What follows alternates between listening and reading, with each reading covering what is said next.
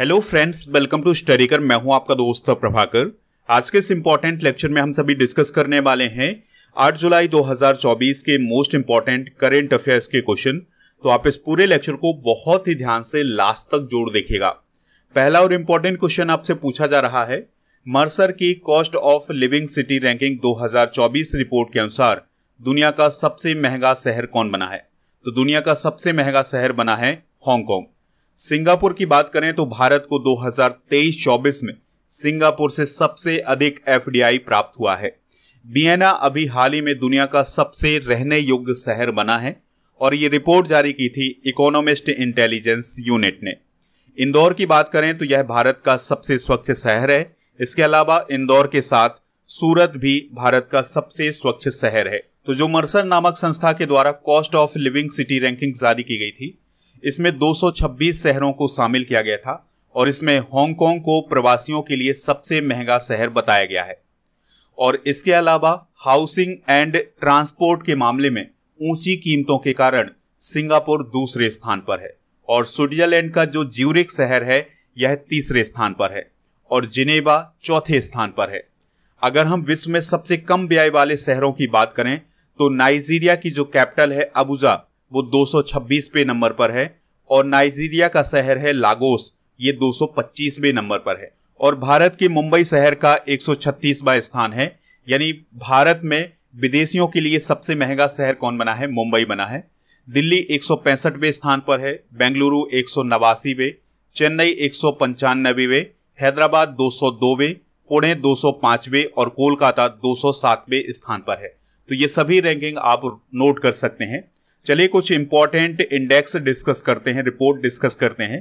तो global cities index 2024 में दिल्ली का 350वां और पहला स्थान न्यूयॉर्क का रहा है। प्रेस स्वतंत्रता सूचकांक 2024 में भारत का 159वां और पहला स्थान नॉर्वे का रहा है। इसी प्रकार से अंतरराष्ट्रीय बौद्धिक संपदा सूचकांक 2024 की बात करें तो भारत का 42वां स्थान और पहला स्थान अमेरिका का रहा है। सौर ऊर्जा उत्पादक देशों की लिस्ट में भारत का तीसरा स्थान है और पहला स्थान चाइना का है। वर्ल्ड साइबर क्राइम इंडेक्स 2024 में भारत का 10वां और पहला स्थान रसिया का है। हुरुन ग्लोबल यूनिकॉर्न इंडेक्स 2024 में भारत का तीसरा स्थान है। भारत के पास 67 यूनिकॉर्न है और पहला स्थान अमेरिका का है जिसके पास 703 यूनिकॉर्न है। तो ये सभी इंडेक्स आप नोट कर सकते हैं। आप इस पूरे लेक्चर को बहुत ही ध्यान से लास्ट तक देखिएगा। लास्ट में पूछा जाएगा आपसे क्वेश्चन जिसका आंसर आपको कमेंट बॉक्स में बताना है।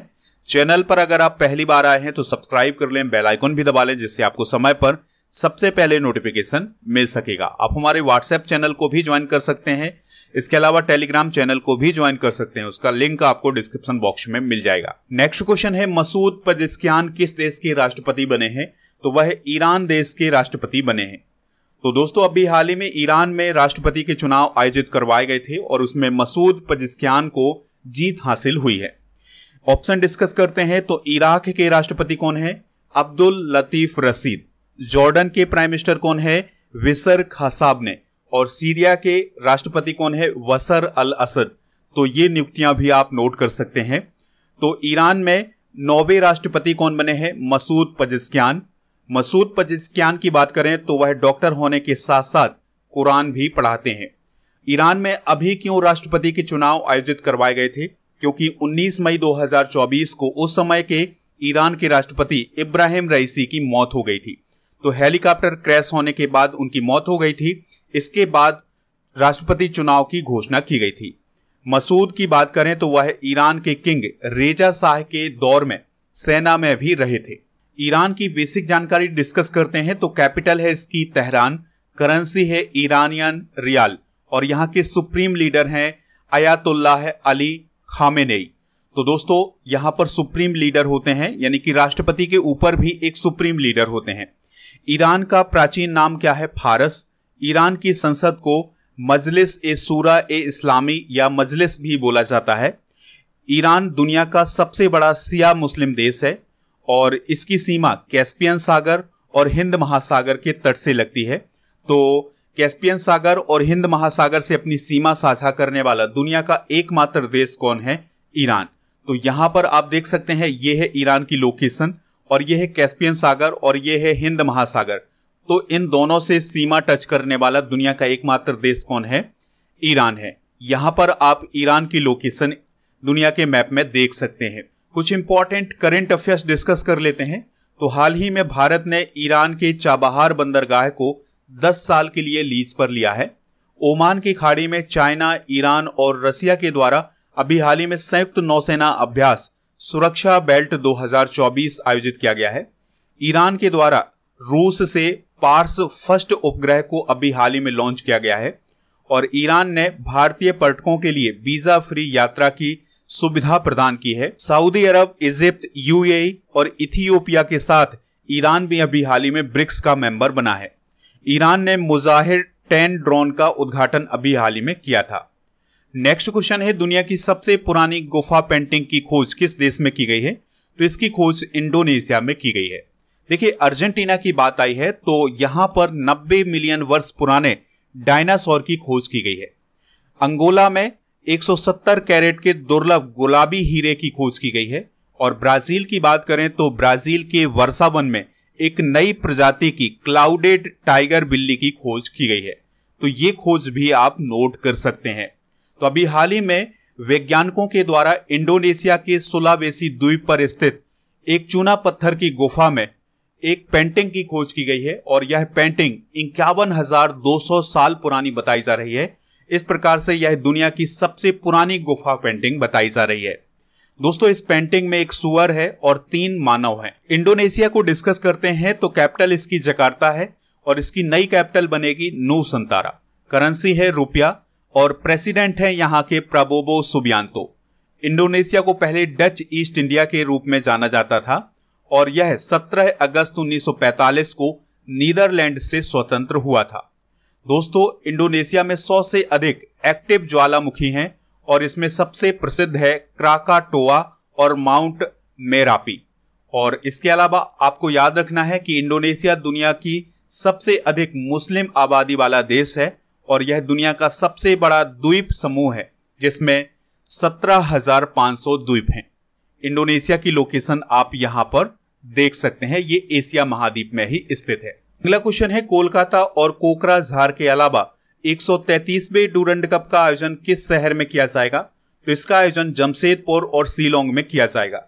तो अभी हाल ही में 133वें डूरंड कप के लिए यानी 2024 में जो डूरंड कप आयोजित किया जाना है, इसके लिए मेजबान शहरों की घोषणा की गई है। यानी कहां कहां डूरंड कप का आयोजन किया जाएगा।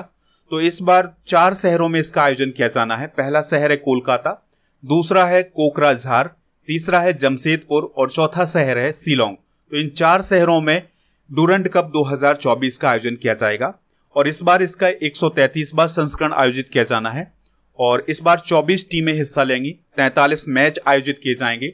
27 जुलाई को इसकी शुरुआत होगी, 31 अगस्त को इसका फाइनल होगा और फाइनल आयोजित किया जाएगा कोलकाता के विवेकानंद युवा भारती क्रीड़ांगन यानी साल्ट लेक स्टेडियम में। डूरंड कप को डिस्कस कर लेते हैं। तो यह फुटबॉल से रिलेटेड है और इसका आयोजन हर साल किया जाता है। इसका पहला आयोजन 1888 में किया गया था अन्ना डेल शिमला में और यह टूर्नामेंट एशिया का सबसे पुराना फुटबॉल टूर्नामेंट है। इसका आयोजन डूरंड फुटबॉल टूर्नामेंट सोसाइटी के द्वारा करवाया जाता है। इसका नाम सर मॉन्टियर डूरंड के नाम पर रखा गया है। 2023 में इसका खिताब मोहन बागान की टीम ने जीता था और 17वीं बार मोहन बागान की टीम ने डूरंड कप का खिताब अपने नाम किया था और उप विजेता टीम पूर्वी बंगाल रही है। फुटबॉल से रिलेटेड कुछ और कप और ट्रॉफियां डिस्कस कर लेते हैं। तो Rovers cup, Santosh trophy, Subroto cup, Durand cup, Ashutosh cup और मर्केडा कप, ये सभी फुटबॉल से रिलेटेड कप और ट्रॉफियां हैं। कुछ इंपॉर्टेंट करंट अफेयर्स डिस्कस कर लेते हैं। तो विश्व फुटबॉल दिवस कब मनाया जाएगा? हर साल 25 मई को। तो 2024 में पहली बार 25 मई को विश्व फुटबॉल दिवस मनाया गया है। भारत के फुटबॉल स्टार रहे हैं सुनील छेत्री, तो उन्होंने अभी हाल ही में इंटरनेशनल फुटबॉल से संन्यास लेने की घोषणा की है। Paris Saint Germain football club ने रिकॉर्ड 12वीं बार फ्रेंच फुटबॉल लीग फर्स्ट का खिताब अभी हाल ही में जीता है। तेलंगाना फुटबॉल एसोसिएशन के द्वारा हैदराबाद में फीफा विश्व कप 2026 के एक क्वालिफायर मैच की मेजबानी की जाएगी। ब्राजील में फीफा महिला विश्व कप 2027 का आयोजन किया जाएगा। और रियल मैड्रिड की टीम ने अभी हाल ही में ला लीगा 2024 का खिताब जीता है। झारखंड के 15वें मुख्य न्यायाधीश कौन बने हैं? तो अभी हाल ही में विद्युत रंजन सारंगी को झारखंड के 15वें मुख्य न्यायाधीश के रूप में नियुक्त किया गया है। अरुण भंसाली कौन है? तो यह इलाहाबाद हाईकोर्ट के मुख्य न्यायाधीश हैं। डी.वाई. चंद्रचूड़ भारत के 50वें मुख्य न्यायाधीश हैं। और आर वेंकटरमणी ये भारत के वर्तमान में महान्यायवादी हैं। तो ये नियुक्तियां भी आप नोट कर सकते हैं। तो अभी हाल ही में झारखंड के राज्यपाल सीपी राधाकृष्णन जी के द्वारा न्यायमूर्ति विद्युत रंजन सारंगी को झारखंड हाईकोर्ट के 15वें मुख्य न्यायाधीश के रूप में शपथ दिलाई गई है। इस समारोह में झारखंड के चीफ मिनिस्टर हेमंत सोरेन और स्पीकर रविंद्र नाथ महतो भी शामिल थे। तो यहाँ पर 2 क्वेश्चन और बन जाते हैं कि झारखंड के मुख्यमंत्री कौन है? हेमंत सोरेन। और स्पीकर कौन है? रविंद्र नाथ महतो। दोस्तों, न्यायमूर्ति सारंगी की बात करें तो वह 2013 से ओडिशा हाईकोर्ट में न्यायाधीश के रूप में काम कर रहे थे और वो 20 जुलाई 2024 को अब रिटायर भी होने वाले हैं। उन्होंने झारखंड हाईकोर्ट में मुख्य न्यायाधीश के रूप में संजय कुमार मिश्रा का स्थान लिया है। हाल ही में की गई कुछ महत्वपूर्ण नियुक्तियां डिस्कस करते हैं। तो सील नागू अभी हाल ही में पंजाब और हरियाणा हाईकोर्ट के मुख्य न्यायाधीश बने हैं। सुजाता सोनिक महाराष्ट्र की पहली महिला मुख्य सचिव बनी है। नवीन Chandra Jha SBI general insurance के एमडी और सीईओ बने हैं। राजेंद्र खन्ना एडिशनल एनएसए बनाए गए हैं और टीबी रविचंद्रन डिप्टी एनएसए बनाए गए हैं। डॉक्टर वीएन गंगाधर राष्ट्रीय चिकित्सा आयोग के अध्यक्ष बने हैं। रवि अग्रवाल सीबीडीटी के नए चेयरमैन बने हैं।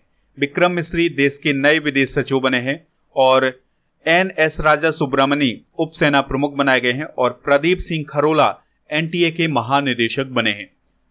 उत्तर प्रदेश के हाथरस में हुई भगदड़ की जांच करने के लिए बनाए गए 3 सदस्यीय न्यायिक आयोग के अध्यक्ष कौन बने हैं? ब्रजेश कुमार श्रीवास्तव। तो अभी कुछ समय पहले न्यूज में आपने सुना होगा कि एक सत्संग चल रहा था जहां पर भगदड़ हुई और इसमें 120 से ज्यादा लोगों की मौत हो गई है। तो इसी घटना की जांच करने के लिए उत्तर प्रदेश की गवर्नमेंट के द्वारा 3 सदस्यीय न्यायिक आयोग बनाया गया है। तो उसके अध्यक्ष कौन बनाए गए हैं? ब्रजेश कुमार श्रीवास्तव। हरेंद्र सिंह की बात करें तो हरेंद्र सिंह कौन है? तो ये राष्ट्रीय महिला हॉकी कोच अभी हाल ही में बने हैं। श्रीनिवास पल्लिया कौन है? तो ये विप्रो के नए सीईओ हैं। और राकेश मोहन विश्व बैंक आर्थिक सलाहकार पैनल में अभी हाल ही में नियुक्त किए गए हैं। तो उत्तर प्रदेश की गवर्नमेंट के द्वारा 3 जुलाई 2024 को एक सत्संग के दौरान हाथरस में भगदड़ की जांच करने के लिए 3 सदस्यीय न्यायिक आयोग बनाया गया है और इस आयोग के अध्यक्ष इलाहाबाद हाईकोर्ट के सेवानिवृत्त न्यायाधीश न्यायमूर्ति ब्रजेश कुमार श्रीवास्तव बने हैं। इसके अलावा इसमें आईएएस ऑफिसर हेमंत राव भी शामिल हैं जो कि रिटायर्ड आईएएस ऑफिसर हैं और retired IPS officer Bhavesh Kumar Singh भी शामिल हैं। उत्तर प्रदेश से related important current affairs discuss करते हैं। तो उत्तर प्रदेश के नोएडा में मोटो जीपी भारत के 2025 का संस्करण आयोजित किया जाएगा। 2023-24 में ट्रांसमिशन लाइन विस्तार में उत्तर प्रदेश ने पहला स्थान हासिल किया है और उत्तर प्रदेश की आरती को किंग चार्ल्स तृतीय ने अमल क्लूनी महिला सशक्तिकरण पुरस्कार अभी हाल ही में प्रदान किया था। उत्तर प्रदेश 5 करोड़ आयुष्मान कार्ड बनाने वाला देश का पहला राज्य है। मंदिर संग्रहालय कहां बनाया जाएगा? तो याद रखिएगा, मंदिर संग्रहालय बनाया जाएगा अयोध्या में। इसके अलावा एसजेवीएन ने उत्तर प्रदेश के कानपुर देहात में 50 मेगावाट के गुजराई सौर ऊर्जा संयंत्र का अभी हाल ही में उद्घाटन किया है। उत्तर प्रदेश का पहला कछुआ संरक्षण रिजर्व कहां स्थापित किया जाएगा? गोंडा में।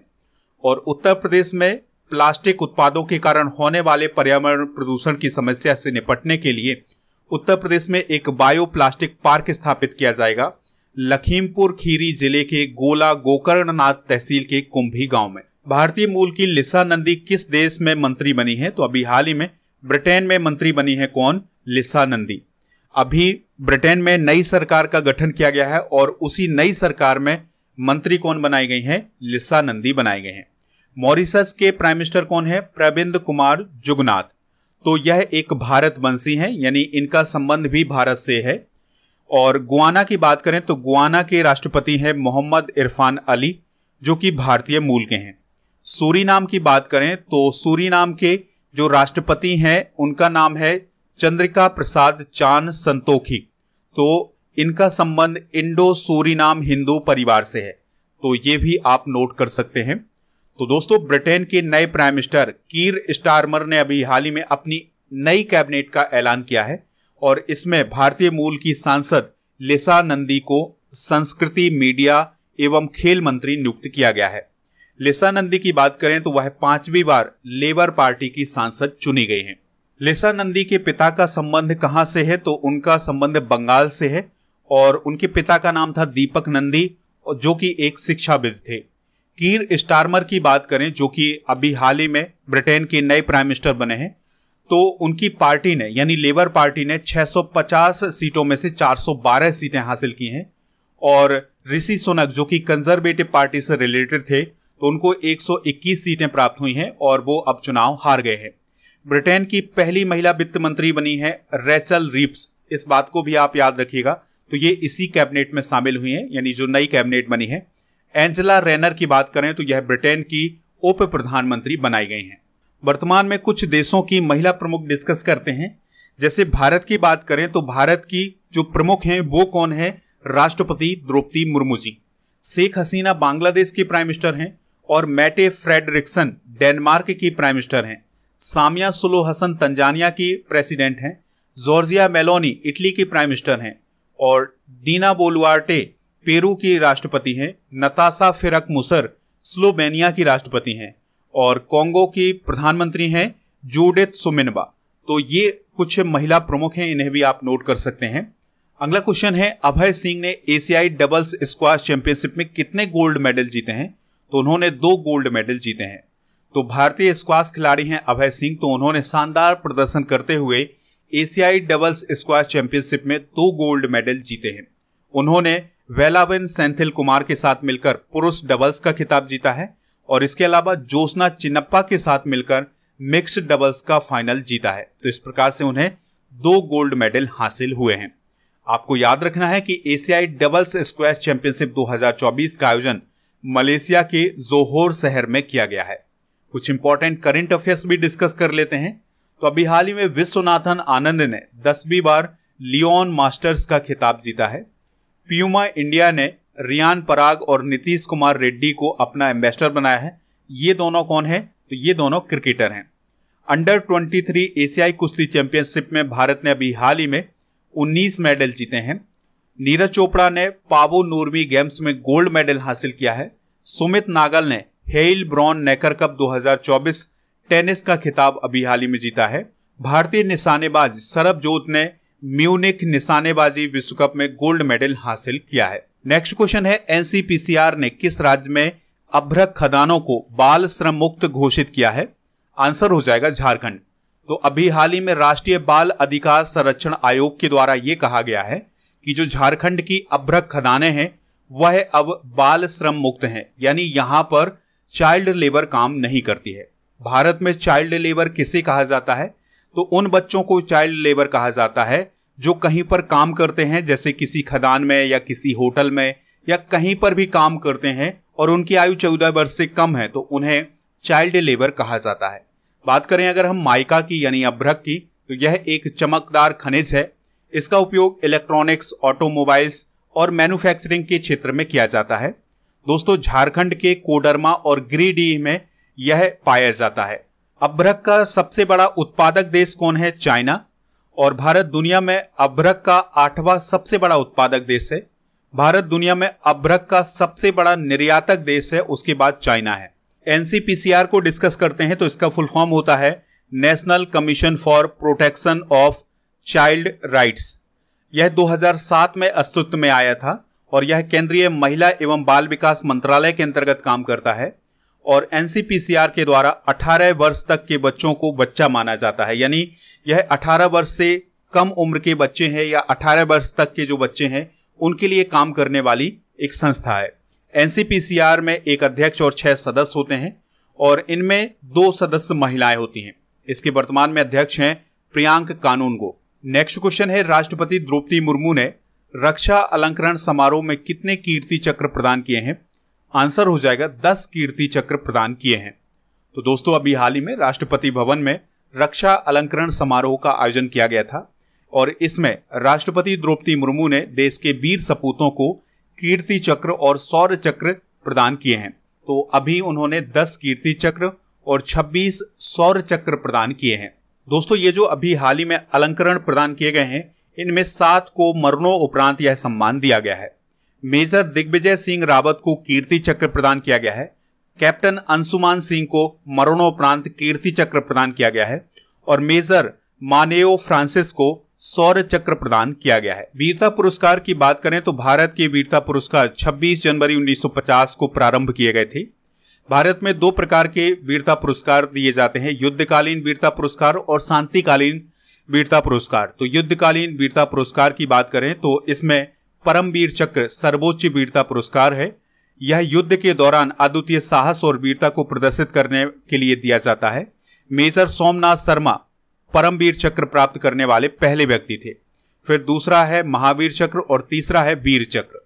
दोस्तों, शांतिकालीन सर्वोच्च वीरता पुरस्कार कौन है? उसमें अशोक चक्र, कीर्ति चक्र और शौर्य चक्र हैं। तो ये थे आज के करंट अफेयर्स के क्वेश्चन। चलिए अब हम कल के करंट अफेयर्स के क्वेश्चन डिस्कस करते हैं, फिर जनरल नॉलेज के पिटारे को डिस्कस करेंगे। लास्ट में पूछेंगे आपसे क्वेश्चन जिसका आंसर आपको कमेंट बॉक्स में बताना है। तो पहला क्वेश्चन है, कीर स्टारमर किस देश के नए प्राइम मिनिस्टर बने हैं? तो वह ब्रिटेन के नए प्राइम मिनिस्टर बने हैं। पार्वती, काली सिंध, चंबल नदी जोड़ने की परियोजना के लिए किन 2 राज्यों ने समझौता किया है?